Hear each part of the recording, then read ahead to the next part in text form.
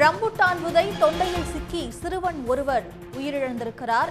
நெல்லை மேலப்பாளையம் பகுதியில் ரம்புட்டான் விதை தொண்டையில் சிக்கி 5 வயது சிறுவன் உயிரிழந்துள்ளான். இதுகுறித்த கூடுதல் விவரங்களை தருகிறார் செய்தியாளர் திரவிய சம்பத். விவரம்.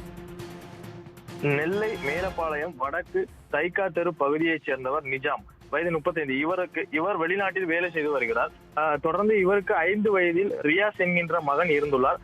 இந்த சிறுவன் தனது தாயாருடன் சேர்ந்து பாட்டி, அதாவது தனது தந்தையின் தாய் தந்தையோடு மேலப்பாளையம் பகுதியில் வசித்து வருகின்றனர். தொடர்ந்து நேற்று இரவு ரியாஸின் தாத்தா பாட்டியான இருவரும் கடைக்கு சென்று ரம்புட்டான் என்று சொல்லக்கூடிய அந்த பழத்தை வாங்கி வந்து பேரனிடம் கொடுத்துள்ளனர்.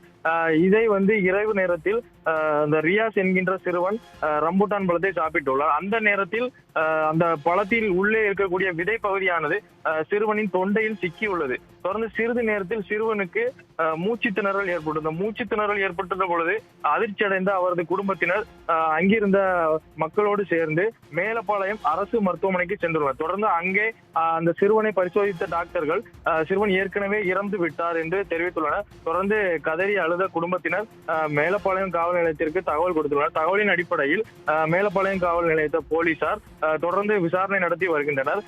இந்த சம்பவம் நெல்லை மேலப்பாளையம் பகுதியில் பெரும் சோகத்தை ஏற்படுத்தியுள்ளது.